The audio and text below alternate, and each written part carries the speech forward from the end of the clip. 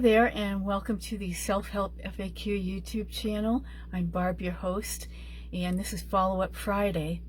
And I'm following up from the last video that where we spoke about how you can reinvent yourself after a great loss.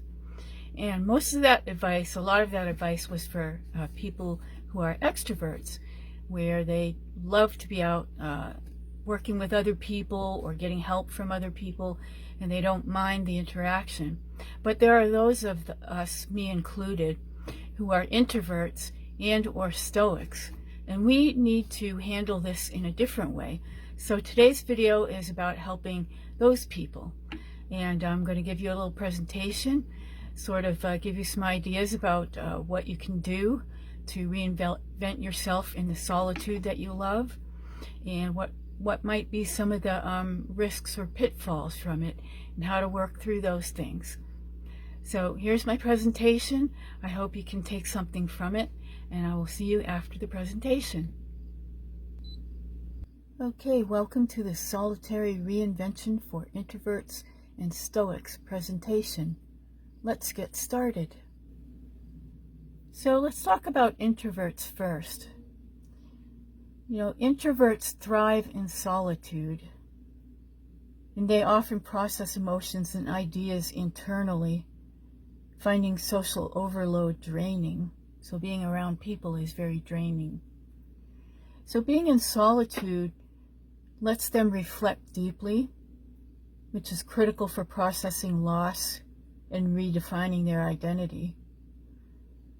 Studies show that introverts do really well at introspective tasks like journaling or even creative pursuits such as music, or maybe even learning a new skill such as coding on a computer. Activities such as these help reinvention happen without the external pressure of others being around. Now, Stoics value self-mastery. They emphasize rational self-control and internal resilience. So they often prefer to work through challenges independently. So Stoics will practice activities like negative visualization, or preparing for a loss, like they might say, maybe they'll write on a sheet of paper or think about the worst is about to happen. What if this happens? What is it that I'm going to do about it? Or will I be okay? How will I be okay? Also, Stoics are known to embrace fate. This is the Chinese symbol for destiny. So this aligns with their solitary reinvention, helping them to reframe loss as a growth opportunity. So they believe there's a reason for everything, whether it's good or bad. That's your fate, that's your destiny, and they work with it. They learn from it. They decide to grow from it. So you're wanting to spend time in solitude to do your own processing, your own thinking, and growing from what you're learning. Has benefits. Lots of research shows that solitude can enhance creativity, self-awareness, and emotional regulation, which is key for rebuilding your identity. So it provides a low stimulation environment to process grief without social expectations, which can feel inauthentic to introverts or stoics. Now let's go over some steps and suggestions for you as a stoic or an introvert on your journey to self-improvement and reinvention after great loss. So step number 1, embrace your intentional solitude. You need to create a dedicated space for reflection, physical or mental, free from distractions. That's often a bedroom. So for introverts, this might be a quiet room like that bedroom. And for stoics, you might want to have a structured routine like daily meditation. Could even be listening to music, some soft music in your headphones like this woman is doing here. Doesn't always have to be yoga meditation, but that's good too. So use this process to grieve privately, perhaps through journaling about the loss's impact, or meditation, or nice peaceful activities like that. Number 2, practice self-guided reflection. So instead of seeking external input, use introspective tools like writing prompts. So you don't need to get a guided journal, you can get a blank one like this one here. And you can ask yourself things like, what does this loss teach me about my values? What does it teach me about being self-reliant?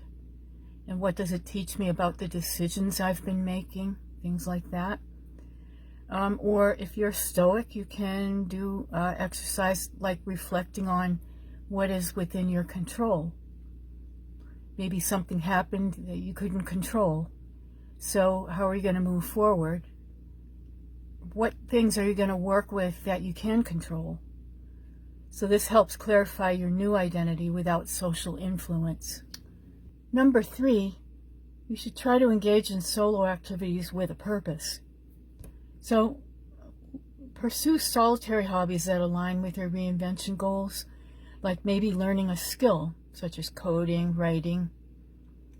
And in my case, since my disability in 2006, I have explored online courses and creative outlets that didn't require physical exertion, but they sparked growth in me. And now I'm on YouTube teaching you. So number 4, you want to leverage your online resources sparingly. Center that. Introverts and Stoics might prefer as little social interaction as possible, but online forums or blogs, especially, or even for Stoics and introvert communities, can offer insights without overwhelming engagement. So engage on your own terms, read, reflect, but don't feel pressured to participate. You could also just connect offline with one special friend, but be selective and choose a friend who supports you and doesn't criticize or bring you down. So number 5, you have to set internal milestones. So you have to define your personal goals where you don't need external validation, like completing a project or mastering a stoic practice. Like in this picture, it's supposed to represent the practice of patience. So you track your progress privately to maintain motivation.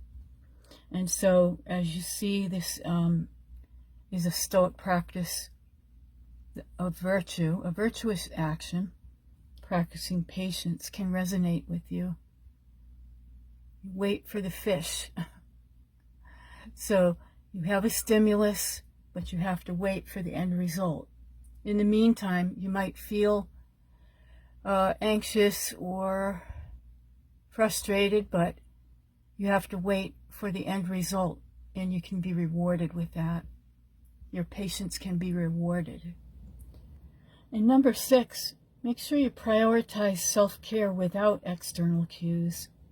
So maintain routines like sleep, nutrition, or gentle exercise, which are crucial after a loss. Solitude doesn't mean neglect. You use apps or journals to stay accountable. And number 7, find meaning through your inner purpose. So instead of community-driven causes, look for purpose in your personal missions. For example, you might channel your own experience of loss into writing a blog or creating your own videos on YouTube like I'm doing to inspire others. And you can do this all on your own.